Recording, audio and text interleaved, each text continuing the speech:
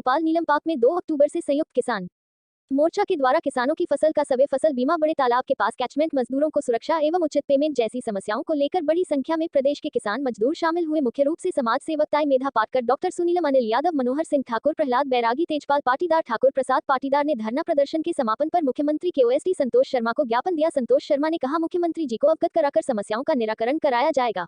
आपके जो मुद्दे हैं किसानों के और मजदूरों के, उनको हम हमारे घोषणा पत्रों में, संकल्प पत्र में, हमारे पार्टी की विचारधारा में और आपके संघर्ष में सहभागी होकर हम उन मुद्दों को आगे बढ़ाएंगे।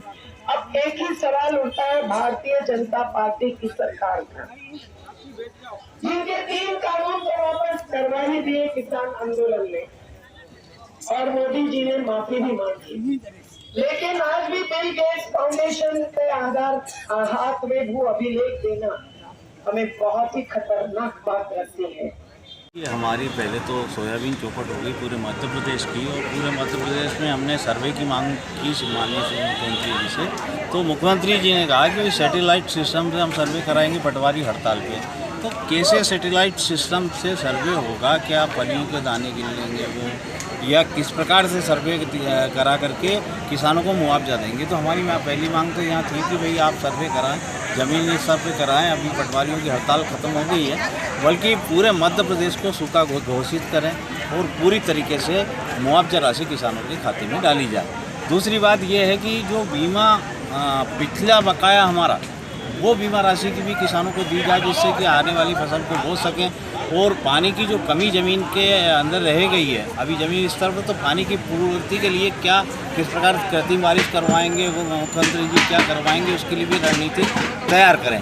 तो ये चुनाव का समय है और जवाब देने के लिए जनता यहाँ पे इकट्ठी कर रहे हैं। वो जगह जगह जाके मध्य प्रदेश में हम आंदोलन खड़ा करेंगे और माननीय मुख्यमंत्री जी को जवाब देंगे। अगर सर्वे और बीमा नहीं होता है किसानों के खाते में, तो फिर बड़ा मध्य प्रदेश में आंदोलन एक देखने को मिलेगा। एक मांग जो है हमारी यहाँ पे भेरागढ़ के साइड में 120 गांव जो है कैचमेंट के एरिया में आ रहे हैं, हमें सीधे ज़मीन को व्रत घोषित कर रहे हैं। बोले आप वहाँ दवाई देंगे नहीं, आपको वहाँ डाइवर्सन होगा नहीं, TNCP होगा नहीं, मकान बना नहीं सकते। तो 120 गाँव के किसानों में से आप अंदाज़ा लगा सकते हैं कि कितने किसान को आत्महत्या के कगार पे ला करके माननीय मुख्यमंत्री जी ने खड़ा कर दिया।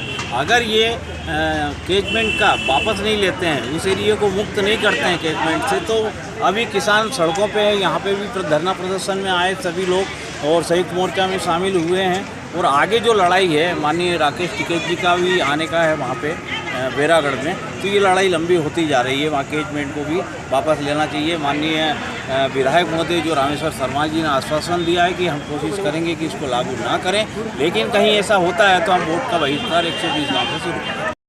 प्रदेश महासचिव अखिल भारतीय किसान सभा। आज मध्य प्रदेश के किसानों की हालत बद से बदतर हो रही है।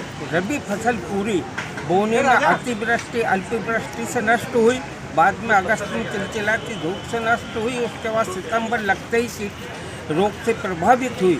वर्तमान में फसल को काफ़ी नुकसान हुआ, लेकिन मध्य प्रदेश सरकार अभी तक कोई सर्वे नहीं करवा पाई है। और मुख्यमंत्री ने घोषणा की थी कि 30 सितंबर को हम बीमा डलवाएंगे 2 साल रबी और खरीफ फसल का।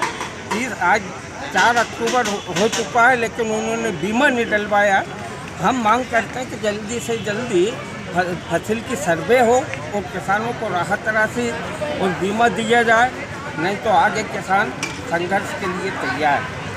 मध्य प्रदेश ट्रेड यूनियन मोर्चा की ओर से ये जो 2 अक्टूबर से ये पड़ाव शुरू हुआ, उसमें ट्रेड यूनियन मोर्चा भी शामिल था, क्योंकि ये मजदूर और किसान का संयुक्त मोर्चा है।